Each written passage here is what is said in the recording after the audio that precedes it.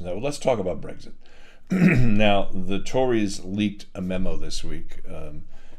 Apparently that they recognize that it's going to be extraordinarily difficult, that some 30,000 civil servant employees are going to be needed, and included in that was the allegation, at least by, I think it was the Daily Express, that they've already got legislation packed in, ready to roll, to ignore the court case if it comes down with an unfavorable result towards the government. I didn't see that. Oh, that was a couple of weeks ago.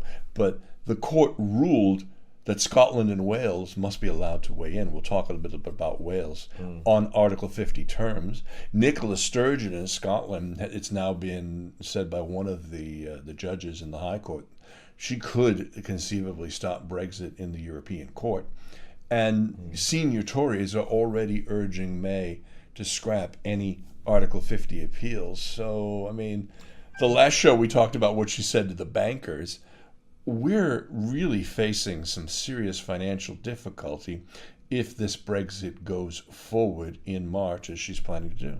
Think about this memo, this memo, I think it was. It was a Deloitte thing, which is a consultant in relation to that, and the government had no answer to this apart from saying, basically, saying we don't recognise this. This is independent. This is these are consultants, not from us. Right. And that means it's true. In other words, it's right. Yeah, of course. So whenever they say, it's nothing to do with us, it's right. Yeah. I mean, 30,000 extra civil servants. Just to manage the process of untangling and negotiate new deals and. I mean, I was explode the size. One of my relatives is in a senior position in a government department, a Whitehall department, right? Mm-hmm. And she said that the EU laws are so intertwined with British laws, it's never in a million years going to take 2 years, because it's meant to be 2 years from the point when you invoke Article 50. It'll never take 2 years. And devolution laws for example, are completely intertwined with EU laws. And the growing cost of Brexit. I mean, the German finance minister is talking about the bills that will be due and have to be paid, costing hundreds of billions of pounds or euros. We've already heard what the banks are planning to do if they do the fast exit in March. Now, the automakers. Now, these are two of our biggest industries in the United Kingdom, banking and automotive industry, because there's like 100 plants from German automobile factories here. And the German automotive industry president of the trade group, has now hinted, quote, prolonged uncertainty on the government's position could damage investment in the UK, where German manufacturers have about 100 production sites, close quote. So this is having a huge impact on the economy, yet we seem to be whistling past the graveyard.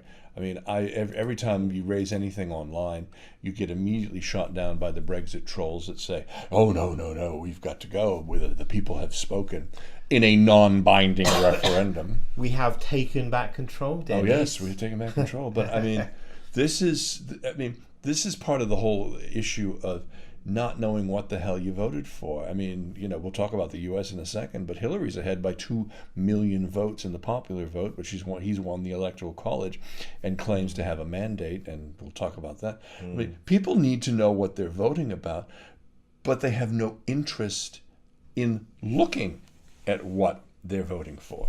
Yeah, I mean, that's right. June the 23rd, the Brexit referendum was non-binding. You're absolutely right. Yeah. Theresa May, I can't work Theresa May out. She's either very clever or very stupid.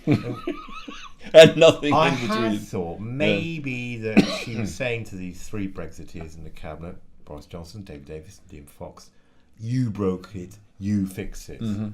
And that was quite a clever thing to do, because Boris Johnson has been accused of being arrogant, David Davis has been accused of being dim, and Liam Fox has been accused of being a nutter. Now, these are the three people... Other than that, Mrs. Kennedy, how was you in Dallas?